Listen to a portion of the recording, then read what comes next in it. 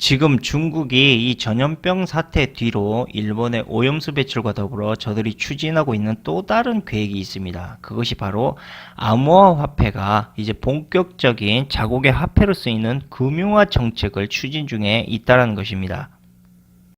최근 뉴스만 보더라도 연준의 제롬 파월 의장이 이렇게 발언을 했습니다. 연준은 이미 암호화 화폐 개발에 매진하고 있다. 이렇게 이야기를 했다는 거죠.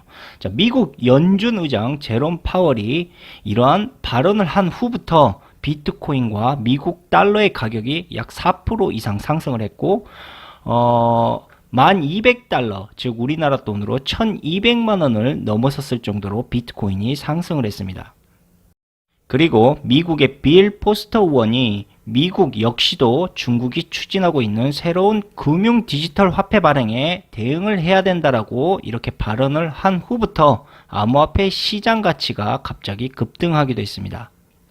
빌 포스터 의원의 이러한 발언에 대해서 연준은 뭐라고 대답을 했냐면, 이미 우리 연준은 수많은 관련 프로젝트를 진행하고 있다라고 이렇게 답변을 하기도 했습니다. 빌 포스터 의원이 이야기했던 것처럼 중국 역시도 글로벌 디지털 화폐 영역에 대해서 당찬 포부를 보이고 있습니다. 자, 이러한 중국의 CBDC 발행 계획의 의도가 결국 현재 세계 기축 통화로서의 경제를 유지하고 있는 미국 달러의 입지에 아주 큰 리스크가 될 것이다라고 미국 금융사들이 우려를 표하고 있습니다. 그리고 비트코인 투자자들 같은 경우는요, 이러한 미국을 위협하는 중국의 새로운 암호화 화폐 우려의 발언을 일단 상당히 긍정적인 신호로 받아들이고 있는 상황입니다. 여기에서 한 가지 특이한 것은 중국의 우한 폐렴 사태가 터진 이후로부터 이 암호화 화폐를 점차적인 이 화폐 개념으로 만들기 위한 흐름이 매우 급속하게 현재 발전해 나가고 있다는 게 매우 특이한 점이라고 볼 수가 있습니다. 이처럼 암호화폐 시장이 우한 사태를 기점으로 상당히 새로운 국면으로 접어드는 인상적인 행보를 보이고 있지만, 미국 연준 파월 의장의 경우는 개인정보와 인권적 침해 문제 등으로 인해서 디지털 화폐 발행에 대해 아직까지는 매우 신중한 입장을 취하고 있다고 하지만, 결국은 암호화폐를 범국가적인 화폐로 사용할 계획은 전혀 변하지 않았다는 겁니다. 자, 이 의미를 조금 더 디테일하게 이야기해 드리자면, 비트코인 같은 암호화폐를 국가적인 화폐로 사용한다는 것은 결국 모든 이들의 결제 내역과 그 돈의 흐름을 통해 우리의 사생활적인 흐름을 기록하거나 파악할 수 있는 레저를 개발한다는 것이고요. 장기적으로 일반 국민들의 모든 정보를 결국 돈의 흐름으로 판독할 수 있다는 이야기라고 할 수가 있습니다. 하지만 명심해야 할 것은 반드시 디지털 화폐는 미국 달러를 대항하는 리스크로 성장하게 될 것이라는 겁니다. 왜 달러를 대항하는 리스크로 올 수밖에 없느냐? 자, 페이스북의 횡보만 보더라도 금방 알 수가 있습니다. 2020년 암호화폐 리브라를 발행한다고 페이스북이 공식 발표를 했는데, 자, 리브라 같은 경우는요, 가격 변동이 크지 않은 스테이블 코인 형태로 발행이 될 예정입니다. 자, 우선 송금 서비스 쪽에 초점을 맞춘 뒤에 점차 그 용도를 확대해 나갈 것이다 라고 이야기를 하고 있습니다. 리브라는 국제 송금의 판도를 흔들 수 있을 만큼의 영향력을 행사하겠다라는 포부를 밝히기도 했습니다. 자, 페이스북의 리브라 코인은 사실 페이스북의 자체적인 스테이블 코인이 아니라 바로 리브라 연합이 블록체인 기반으로 개발한 코인입니다. 자, 아무튼 페이스북이 리브라 백서를 2019년 6월에 발표하자 미국과 유럽의 정부는 매우 큰 우려를 표명하기도 했습니다. 자, 그 이유는 바로 리브라 코인은 미 정부의 달러 통화 주권을 침해할 뿐 아니라 현재 전 세계 금융 시스템을 뒤흔들 수 있을 만큼의 파급력을 불러올 수 있기 때문입니다. 특히 미국 하원에서 리브라를 중단하려는 법안이 발의될 정도로 현재도 아주 강력한 견제가 나오고 있는 실정입니다. 그리고 리브라 화폐 문제로 2019년 10월 미국 의회 청문회 증인으로 참석을 했던 마크 저커버그의 페이스북 대표가 한 말은 리브라 연합이 미국 규제 당국의 승인을 받기 전에 리브라를 출시하는 일은 없을 것이다 라고 말을 했었습니다. 자, 현재는 미국과 유럽의 규제 당국 모두 리브라의 파급력을 우려하고 있는 상황이고 빠른 시일에 리브라가 승인을 받기는 어려울 것입니다. 그러나 결국 이것은 시간의 문제일 뿐 예전 방송에서부터 꾸준히 제가 말씀드렸다시피 페이스북은 과거부터 이미 새로운 전자화폐를 찍어낼 계획을 여전히 추진 중에 있었고 그것을 만들어내기 위해서 페이스북과 인스타그램을 설립한 것이다 라고 봐도 무방할 것입니다. 현재 페이스북이 주도하고 있는 리브라 코인 계획에 대해서 조금 더 디테일하게 말씀드리자면 리브라는 머지않아서 미국과 여러 나라의 송금 라이선스를 얻게 될 것이고 이것이 결국 연방 정부가 추진하는 암호화 화폐와 함께 달러를 대체할 새로운 화폐로 부상할 계획을 가지고 있다는 것입니다. 그러니까 리브라는 결국 미래의 새로운 경제 산업의 판도를 바꾸는 매우 중요한 금융 허브적인 역할을 하게 될 것이고 연준이 개발하고 있는 암호화폐 산업 그 역시도 새로운 금융 시스템의 발전을 도모해야 한다는 의무성을 가지고 개발을 하고 있다는 겁니다. 그리고 이러한 현상들로 인해 비트코인이 최근 매우 급격하게 반등을 거듭하고 있는 가장 큰 이유가 이것이라고 할 수가 있습니다. 그리고 월가와 글로벌 금융산업 내에서 가장 영향력이 있는 인물들이 현재 하나같이 새로운 디지털 화폐가 빠른 시일 내에 달러의 입지를 와해할 수 있다는 사실을 인정하고 있습니다. 전 세계적으로 최대 규모의 중앙은행이라고 할 수 있는 연준, 미국의 연준이 블록체인 기술에 대한 필요성과 관심도가 현재 매우 높아지고 있다는 점은 이미 제가 여러 방송을 통해서 말씀드린 사실입니다. 현재 비트코인은 12월 이후로 매우 인상적인 가격 행보를 보이고 있었는데 아마도 꽃피는 봄이 오게 되면 비트코인의 반감기가 시작될 것이라고 저는 생각을 하고 있고요. 암호화폐의 많은 변화무쌍한 상황들이 서서히 안정화될 것으로 보고 있습니다. 그리고 우한 사태가 터진 이후로 한 가지 독특한 상황이 생겼는데 그게 뭐냐? 바로 중국의 우한 사태를 기점으로 비트코인 채굴 지배 거점이 서서히 중국에서 북미로 바뀌고 있다는 겁니다. 자, 특히 비트코인을 채굴하고 있는 채굴 거점이 바뀌고 있는데 글로벌 암호화폐 자산 운용사인 그레이스케일 인베스트먼트의 창업자 겸 CEO인 베리 실버트는 2월 12일 열린 최신 그레이스케일 투자자 온라인 설명회에서 비트코인 시장과 중앙은행 발행 디지털 화폐 흐름에 대해서 설명을 했습니다.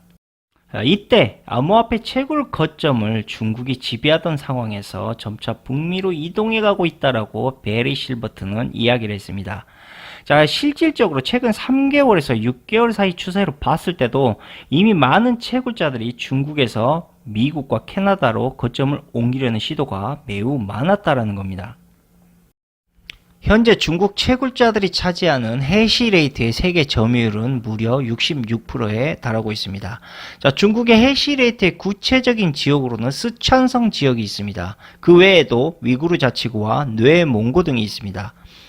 중국의 코인 채굴 인프라가 왜 북미로 거점이 옮겨지고 있는 것인가에 대해서 아직 명확하게 나온 것은 없지만 결국 우리가 생각을 해보자면 채산성, 즉 채굴 생산성 라인을 확보할 수 있는 우위성이 필요한 상황이지만 지금의 우한 사태가 이 채산성의 문제를 증폭시키게 되었고 결국 중국 이외의 지역에서도 이 채굴 지역을 확보해야만 할 수밖에 없는 상황에 직면했다라는 것이죠.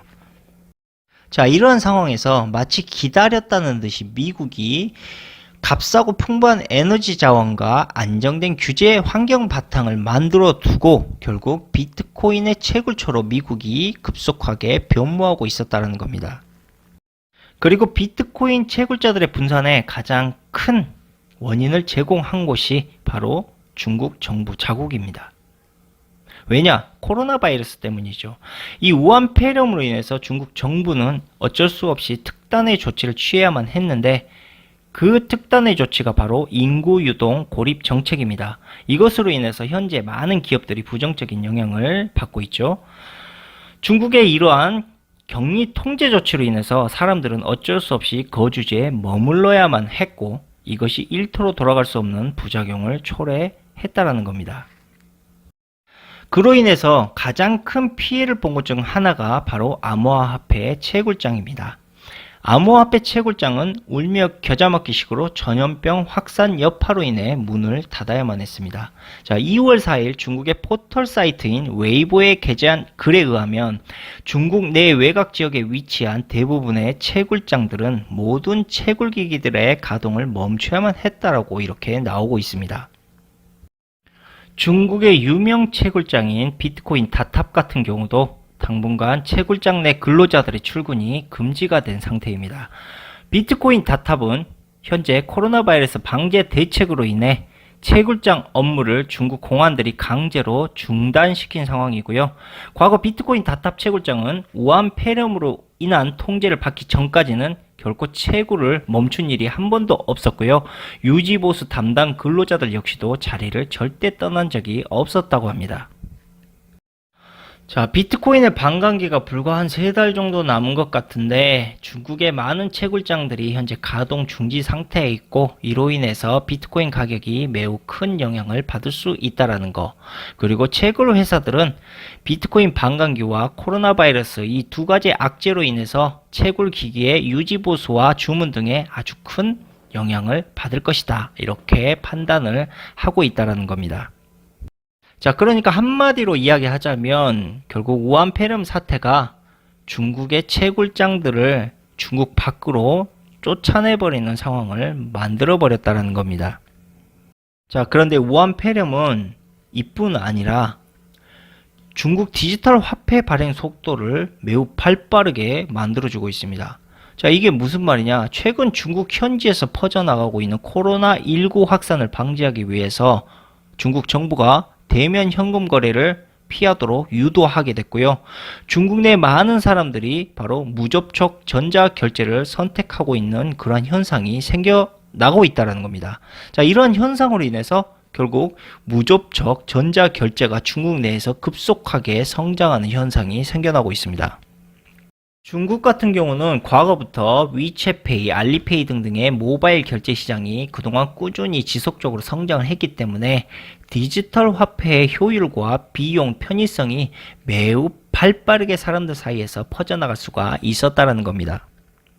최근까지만 보더라도 중국 정부는 온라인 및 디지털 결제에 대해서 상당히 관대한 입장을 취해왔는데, 자, 유독 암호화폐 가치적 부상에 대해서만 부정적인 견해로 꾸준히 받아들였습니다. 특히 수백만 명의 비트코인이 중국인들에 의해서 채굴되고 있다는 점이 부각되기 시작하면서 중국 정부는 2017년 9월부터 중국 내 모든 암호화폐 거래를 금지하기도 했었습니다. 자, 하지만 이러한 암호화폐에 대한 중국 정부의 강경한 입장은 결국 언론에서 보여주는 거짓 쇼였다는 겁니다. 결국 중국은 그 뒤로는 블록체인과 CBDC 개발에 열심히 열을 올리고 있었습니다. 중국이 추가 규제를 통해서 얻고 싶었던 것은 뭐냐? 결국 중국 정부의 고유의 암호화폐를 만들기 위해서, 그것을 추진하기 위해서 이런 규제를 원했던 것이고, 반대로 자신들의 암호화폐 가치를 얻기 위해서는 채굴자들, 즉 암호화폐 가치 상승을 고의적으로 규제할 수밖에 없었다는 겁니다. 자, 실제로 파이낸셜 타임즈 기사에 의거하자면 중국 인민은행은 최근 블록체인 관련 특허를 무려 80건 이상이나 출원을 했고요. 정부가 추진하는 새로운 디지털 화폐 연구를 추진하고 있다는 이야기도 노골적으로 나오고 있습니다. 자, 미국 역시도 현재 트럼프가 2021년 예산안 발표에서 암호화폐 규제 강화를 이야기하는 그 이유도 암호화폐 가치를 의심하기 때문에 규제하는 것이 아니고요. 암호화폐 가치를 중앙은행이 독점하기 위한, 더 말하자면 연준이 독점하기 위한 중앙은행의 암호화폐 가치를 끌어올리기 위한 독점적인 규제 흐름이다라고 보시는 게 더 맞는 이야기라고 할 수가 있다는 거죠. 자, 이렇게 중국과 미국이 새로운 암호화폐에 대해서 이렇게 열을 올리고 있는 그 이유에 대해서 말씀드리자면, 많은 금융 전문가들이 이렇게 이야기를 하고 있습니다. 미국 연준의 무작위적인 화폐 발행 때문에 결국 초인플레이션이 생길 거다라고 이렇게 예상을 하고 있다는 거죠. 하지만 사실 그와 정반대의 결과가 나타날 것이다라고 예측하는 전문가들도 있습니다. 자, 그 이유가 뭐냐? 지금도 미국 연준은 금융시장에 수천억 달러라는 엄청난 자금을 투입하고 있지만 소비자 물가지수, 즉 CPI를 보자면 아직까지 전혀 과열이 되지 않은 상태다. 이렇게 판단을 하고 있기 때문입니다. 자, 그렇다면 여러분들은 한 가지 의문이 들 겁니다. 어떻게 연준은 수천억 달러의 돈을 세계에 쏟아붓고 있는데도 세계 경제가 과열되지 않을 수 있느냐라는 의심이 든다는 거죠.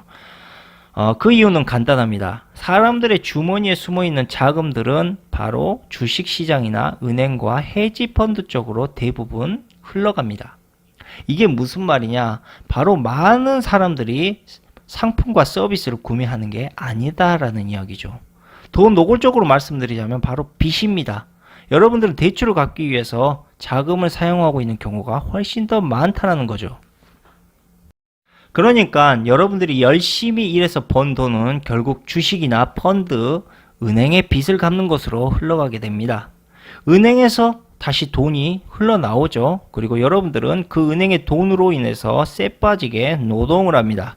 그리고 주택가 사업을 하기 위해 다시 빚을 지죠. 아니면 주식 투자로 돈을 잃어버리든지 아니면 대출 이자 때문에 그 돈을 다시 은행으로 돌려줍니다.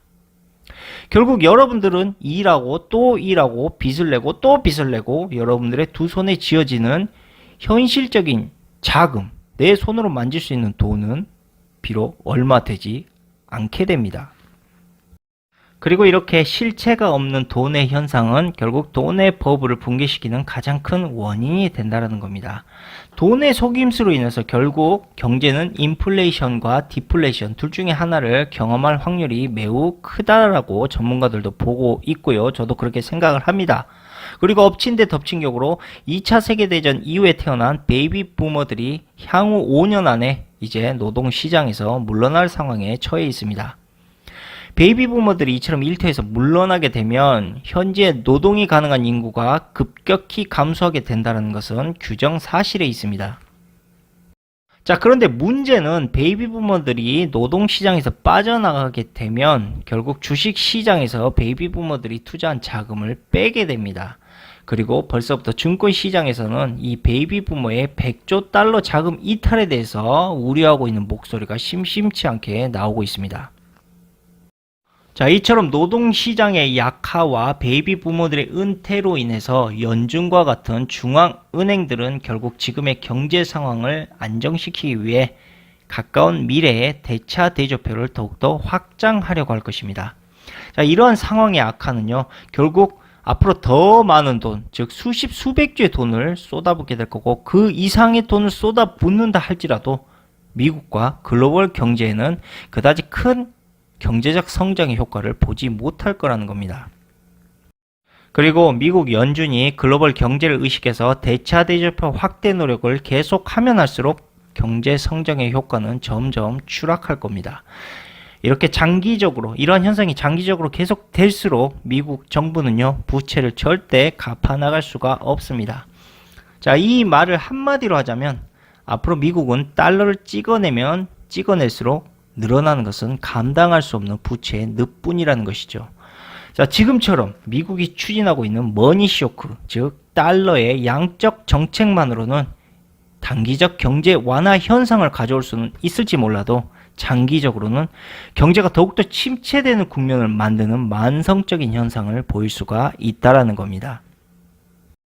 자, 이러한 만성적인 경제 침체를 벗어나기 위해서는 오직 새로운 화폐 개혁과 새로운 경제 시스템만이 앞으로의 디플레이션의 침체를 벗어날 수가 있습니다. 결국 미래의 경제는 초인플레이션이냐 디플레이션이냐 어차피 둘 다 경제에 있어서 좋은 현상은 아니라는 거죠. 이것을 타개하기 위해서 이들이 점점 결제 현상을 돈의 흐름과 결제 현상을 전자화폐로 바꾸려고 하는 것이고 이것이 결국 새로운 경제 시스템을 만들기 위한 가장 기초적인 현재의 흐름이 될 것이다 라고 말을 하는 겁니다. 경제학자 알렉스 크루거 인터뷰에서 만약 디플레이션이 계속되는 환경에서 비트코인과 같은 암호화폐가 번창할 수 있을지에 대한 질문을 했는데 알렉스 크루거는 그렇다라고 대답을 하면서 금과 같이 비트코인도 대체 자산으로 주목받을 것이다 라는 말을 했습니다. 자, 금 같은 경우는 초인플레이션이나 마이너스 수익 시기에 가장 많은 장점을 취할 수 있는 자산인데 비트코인 역시도 그러할 것이다 라고 답변을 했다라는 이야기죠. 현재 미국 연준은 달러를 평가절하하고 있고요. 마이너스 수익을 창출하느라 매우 분주한 상황에 처해 있습니다. 결국 이러한 요소들은 투자자들을 희소한 자산으로 눈을 돌릴 수밖에 없게 만들고 있습니다. 자, 이럴수록 비트코인의 가치는 더욱더 상승되게 되고 비트코인은 금보다 더 견고한 자산으로 주목받기 시작할 것입니다. 결국 연준의 이러한 상황이 비트코인의 가격에 기름을 붓고 있는 셈입니다. 다음으로 일본에서도 현재 이 암호화폐 혁명이 동시다발적으로 현재 일어나고 있습니다. 일본의 여당인 자유민주당의 아카리 아마리 의원, 이 사람이 뭐라 이야기했느냐, 일본은 미국과 암호화폐에 대한 이런 화폐에 대한 의견을 협업해야 된다라고 이야기를 했습니다. 그리고 이러한 노력의 일환으로 일본은 미국에게 디지털 화폐를 G7의 의제로 선정할 걸 촉구해야 된다, 이렇게 언급을 했다라는 겁니다. 이 아카리 의원은요, 중국의 디지털 위안화가 달러의 패권에 도전이 될 수도 있다라는 점을 지적하기 시작하면서 2020년 G7 회의의 주요 국가인 미국에 대해서 초점을 맞췄습니다. 또한 아카리 의원은 디지털 위안화가 글로벌 네트워크와 금융 및 지정학적 관계에 대한 도전이 될 수도 있다는 점에 여러 가지 문제들을 제기하기도 했습니다. 자, 이처럼 우한 사태 뒤로 조용히 움직이고 있는 또 하나의 히든 카드는 바로 암호화폐 주도권이 서서히 중국에서 미국으로 이동하고 있는 중이라는 사실이고요. 자, 우한 사태 공포심으로 인해서 사람들이 현금보다 전자결제에 의존하는 경향이 점점 뚜렷해지고 있다는 겁니다. 그리고 결국 사람들의 이러한 상황은 중국과 미국의 전자결제 시스템을 더욱 빠르고 공고히 만들어주고 있는 상황으로 현재 만들어지고 있습니다. 여기에다가 유럽과 일본, 한국, 중국 모두가 이 우한 사태 뒤로 갑자기 암호화폐에 대한 활용도를 꺼내기 시작하면서 급진적으로 암호화폐의 가치가 상승하고 있다는 겁니다. 그리고 저들이 우한 사태 뒤로 이렇게 열심히 만들어가고 있는 전자결제 시스템은 이 방향성이 어디로 나아가고 있느냐라고 이야기를 하자면 그것은 바로 1대1로 사고가 매우 밀접한 관련이 있다는 겁니다. 그 이유를 말씀드리자면 바로 영국과 독일, 프랑스의 AIIB에 가입되어 있는 상황만 보더라도 우리가 쉽게 알 수 있다는 겁니다. 현재 영국과 같은 경우는요, 브렉시트, 즉 영국이 탈EU를 했죠. 이로 인해서 경제 성장이 더뎌질 수밖에 없는 상황으로 오고 있는데, 자, 영국이 브렉시트를 했던 가장 중요한 이유 중에 하나가 바로 이 1대1로 사업이라고 볼 수가 있습니다. 그리고 영국은 이 위기를 중국과 경제적 협력 강화를 통해 현재 위기를 돌파하려고 합니다. 무엇보다 핵심적인 것은 영국이 이스라엘과 더불어 서방국인 미국의 눈치를 보지 않는 거의 유일한 나라라는 사실입니다. 과거부터 영국은 미국에 반한 의사결정을 자주 했는데 화해의 건뿐만 아니라 아시아 인프라투자은행 즉 AIIB의 건도 미국의 의사에 반한 결정을 했었습니다. AIIB 즉 아시아 인프라투자은행은 아시아 국가의 사회 간접자본 건설을 지원하기 위해서 중국의 주도로 설립된 국제금융기구입니다. 세계 주요국이 미국의 눈치를 보면서 1대1로 참여를 망설이고 있을 때 영국이 2015년 3월에 AIIB에 가입을 선언하게 됩니다. 자, 이런 영국의 선언 이후 영국, 프랑스, 독일 등 여러 주요국들이 유럽의 주요국들이 AIIB를 가입하게 됩니다. 그리고 영국의 가입으로 인해 AIIB는 명실상부한 국제기구로서의 위상을 갖추게 됩니다. 그러니까 사실상 아시아 인프라 투자은행을 진두지휘하고 있는 곳이 바로 유럽 지역이고요. 특히 중국의 1대1로의 운명을 영국이 결정할 가능성이 매우 크다는 것입니다. 결국 중국의 1대1로 사업도 선진 유럽국의 돈놀이에 놀아나고 있는 실정입니다. 그리고 이 중국이 추진하고 있는 1대1로 사업에 투자하는 영국계 은행들은요, 신개발은행, 실크로드 기금이라는 이러한 자금을 조성하면서 엄청난 투자를 그 뒤로 하고 있었습니다. 자, 그러니까 지금 우리가 현재 정신없이 터져나가고 있는 우한 사태는요, 사실상 새로운 개척 시대를 맞이하기 위해서 저들이 준비한 하나의 거대한 쇼라는 겁니다. 그리고 사실상 우한 폐렴, 즉 우한 사태가 중국에서 피해만 주는 것이 아니라 중국에 상당한 이득도 주고 있었습니다. 아까도 말씀드렸지만 사람들이 전염병 공포로 인해서 직접 화폐를 거래하는 상황이 꺼려지게 된 것, 그리고 이것으로 인해서 중국 정부가 원했던 전자결제 시스템의 인프라가 아주 쉽고 빠르게 확장되어 버렸다는 것. 다들 아시겠지만 현재 아시아가 새로운 물류센터의 허브로 급부상하고 있습니다. 그 중에 중국과 한국이지요. 그렇기 때문에 다른 어느 지역보다 중국과 한국의 전자결제 시스템이 빠르게 구축되어야만 하는데, 현재 우한 폐렴이 기하급수적으로 한국과 중국에서 터져나가고 있습니다. 그리고 결국은 사람들에게 더욱 전자결제에 대한 필요성을 느끼게 만들고 이러한 흐름을 발빠르게 만들어준 것이 바로 현재 중국에서 일어나고 있는 우한 폐렴 덕이었다는 것입니다. 자, 그리고 한 가지 저들의 쇼를 노골적으로 알 수 있는 게 중국에서 디지털 화폐가 이제 국가 화폐로서 매우 빠르게 현재 적용이 되고 있는 상황인데, 일본과 유럽, 캐나다 중앙은행이 중국 정부의 디지털 화폐 굴기에 대항하기 위해서 결국 디지털 화폐 발행 공동 연구에 착수한다라는 이야기입니다. 자, 결국 대항한다라는 저 말의 의미는 디지털 화폐가 기축통화가 될 것이라는 것을 저 나라들도 스스로 인정하고 미리 대비하고 있는 현상이다라고밖에 볼 수가 없습니다. 더 직설적으로 이야기하자면 중국과 일본, 유럽, 캐나다, 미국 등이 결국 중국이라는 저러한 명분을 삼아서 자신들도 암호화 화폐를 국가적인 화폐로 만들기 위한 그러한 초석을 다지고 있다라고 보는 게 더 확실한 이야기겠죠. 그와 동시에 중국은 이 1대1로 사업을 추진해서 유럽과 중국을 연결하는 거대한 철도망과 항로를 구축 중에 있는데, 미국, 캐나다, 그리고 EU가 중국의 1대1로 사업을 견제하고 있는 상황이다 라고 언론과 뉴스에서 자꾸 이야기가 나오고 있는데, 사실상 이것은 수박 거달기식의 이런 정보일 뿐입니다. 자, 지금껏 미국은요, 중국의 1대1로 사업을 견제하는 척, 불편해하는 척 하는 쇼만 하고 있었을 뿐이지 실제로 중국이 추진하고 있는 1대1로 사업을 저지한 적은 한 번도 없습니다.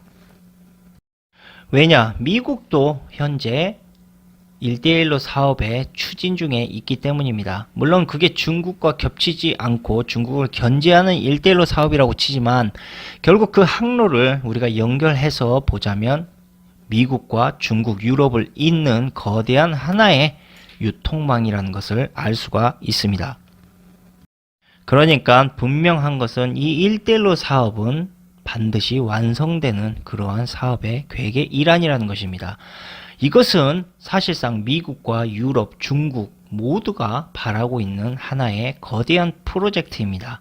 이것으로 지금 정체되어 있는 경제 버블을 걷어내고 새로운 사업과 새로운 화폐 개념을 만들기 위해서는 사실상 저들이 손을 잡을 수밖에 없는 상황이라는 것입니다. 모두가 아시겠지만 현재 경제 버블은 이제 더 이상 성장하기 어려운 상황으로 빠르게 흘러가고 있습니다. 자, 그러니까 중국과 미국이 서로 암암리에 손을 잡고 아시아의 물류 허브 센터와 새로운 결제 시스템 인프라를 구체적이고 세밀하게 구축하기 위해 이런 우한폐렴 사태를 엮어서 일으킨 것이 아닌가라는 구도를 충분히 의심해 볼 여지가 있다는 것입니다.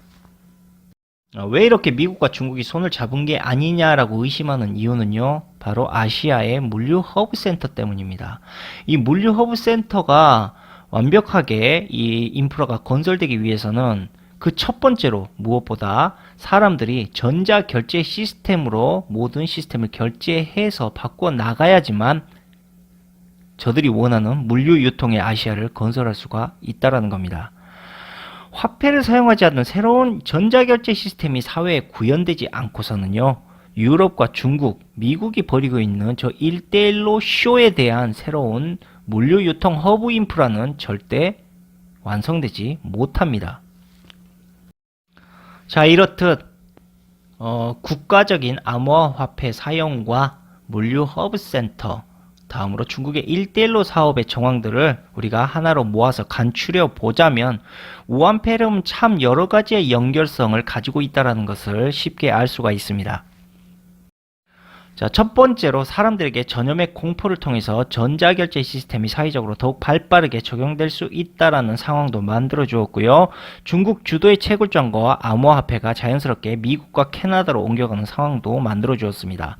더욱이 연준은 우한폐렴의 혼란 속에서 자신들이 개발한 기축 암호화폐를 조용히 개발하고 있었고, 페이스북 역시도 달러에 대항하는 암호화폐를 그 사이에 열심히 더 발빠르게 움직이고 있었습니다.